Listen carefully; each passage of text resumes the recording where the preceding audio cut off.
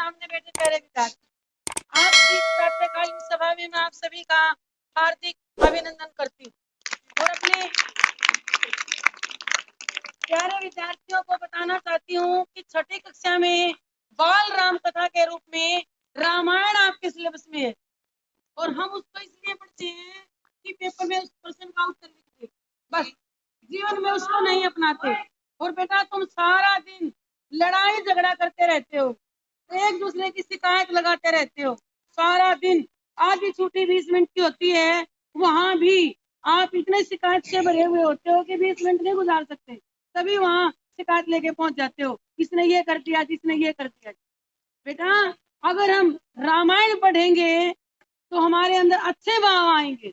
हमारे पूर्वज ऐसे नहीं थे जैसे हम हैं, लेकिन आज हम सारी बातों को भूल गए हैं। इस छठी कक्षा में रामायण यानी बाल राम कथा इसीलिए आई बेटा कि आप समझदार हो चुकी हो और उस रामायण को पढ़ो। आपने रामायण पढ़ी है, जब राम को 14 वर्ष का वनवास हो जाता है, कैकेयी अपने 2 वरदान मांग लेती है और दशरथ को मजबूरन उसको वो वरदान देने पड़ते हैं। पहला वरदान क्या था? वनवास। और दूसरा भरत को राजगद्दी। शाबाश। लेकिन बेटा दशरथ नहीं चाहता कि उसका पुत्र वन में जाए। पुत्र तो सारे ही प्यारे थे, लेकिन राम उनके बहुत लाडले थे, तो वो इतने दुखी होते हैं। वो अपने पुत्र से कहते हैं कि बेटा तू वन में मत जाना, तेरी माँ ने मुझसे वरदान मांग लिए, ठीक है मैंने दे दिए, लेकिन तू तीनों सेनाओं का सेनापति है, तू राजकुमार है, तू मुझे जेल में बंद कर दे। इससे क्या होगा? मेरा वचन भी भंग नहीं होगा और तुझे राज्य मिल जाएगा। लेकिन मैं तुम्हारा वीर है, तुम्हारा जंगल जाना, तुम्हारा वन में जाना सहन नहीं कर सकता, ये मेरे लिए बड़ा दुखदायी होगा। तो बेटा उसके बाद भी राम क्या कहते हैं? नहीं पिताजी, मैं वन में जाऊंगा और मुझे मेरे लिए यही उचित है। और लक्ष्मण भी उसका विरोध करते हैं। बेटा लक्ष्मण क्या कहते हैं कि तुम ये जो धनुष बाण अपने कंधे पर सजाए हुए रख रहे हो, क्या ये कोई सौभाग्य वस्तु है? तुम ही तो कहते हो कि अत्याचार सहन नहीं करना चाहिए, ये तो घर में ही अत्याचार हो रहा है और तुम फिर इसके विरुद्ध आवाज क्यों नहीं उठाते? कैसे नायक हो? मैंने कैसे भाई की पूजा की है? घर में अत्याचार है, हो रहा है और तुम उसका भी विरोध नहीं बोल रहे। तब प्यारे विद्यार्थियों राम ने कहा, अरे लक्ष्मण, मैं किसके ऊपर धनुष उठाऊं? क्या उस माँ कैकेयी पर कि जिसका मैं रात को सपने में उसे देखता तो मैं उठकर अपनी कौशल्या माँ के पास से उठ करके कैकेयी के पास सोता था, उस माँ के पास। क्या मैं उस माँ पर धनुष उठाऊं? और पिता ने, राजा दशरथ ने एक बार तैयार होते हुए शीशे में देखा कि एक यहाँ सफेद बाल आ गया, तो तुरंत अपने गुरु वशिष्ठ के पास जाते हैं और कहते हैं कि अब ये राजकाज मेरे पुत्र राम को दे दिया जाए, क्योंकि अब मैं वृद्ध हो चुका हूँ, मेरे बाल सफेद होने शुरू हो चुके हैं। क्या मैं अपने ऐसे पिता पर धनुष उठाऊं? किस पर धनुष उठाऊं? क्या मैं भरत पर धनुष उठाऊं कि पाप भी जिसकी सीमा में नहीं जा सकता?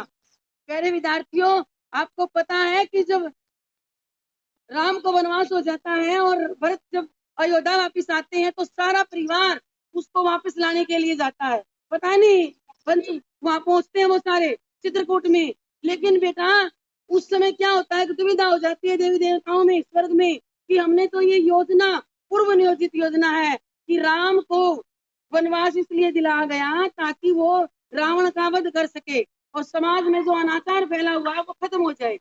ऐसा ना हो कि भरत वहां चला जाए और वो भरत उसका बहुत प्रिय है राम का और वो उसके अनुने विनय से वापिस न आ जाए, हमारा सारा खेल खत्म हो जाएगा। तो तब वो सरस्वती माँ के पास जाते हैं कि जिस तरह तुमने मंथरा की बुद्धि फेर दी, कैकेयी की बुद्धि फेर दी, वैसे ही आप भरत की बुद्धि भी फेर दीजिए ताकि वो वहां वन में राम को वापस लेने के लिए न जाए। तो सरस्वती माँ कहती है कि तुम ये क्या बोल रहे हो? ऐसा तो कभी संभव ही नहीं है। मैं दुनिया में, इस ब्रह्मांड में सबकी बुद्धि फेर सकती हूँ, लेकिन भरत की बुद्धि नहीं फेर सकती। वो इतना धर्मात्मा व्यक्ति है कि पाप भी उसकी सीमा में नहीं जा सकता। तो बेटा ऐसे ऐसे हमारे पूर्वज हुए हैं, ऐसी बातें रामायण में हैं। अगर हम उसको देखेंगे बेटा, पढ़ेंगे, सुनेंगे, तो आपके अंदर जो ये भाव उभार ले रही है बेटा, लड़ाई झगड़ा, सारा दिन शिकायत से भरे रहना, तो ये भाव आपके अंदर नहीं आएंगे। ऐसे थे बेटा राम, ऐसे थे बेटा भरत, ऐसे थे दशरथ। तो रामायण का हर पात्र आपको अच्छे संस्कार, अच्छी नैतिकता सिखाता है।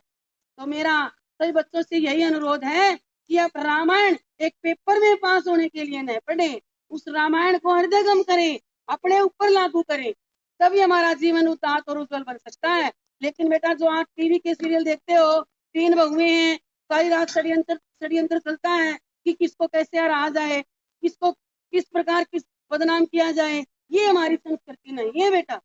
ये पश्चिमी देशों की सोच है बेटा, जो हमारी संस्कृति पर कुठाराघात है, और हम वही नाटक देखते हैं। देखते हो नहीं ऐसे सीरियल?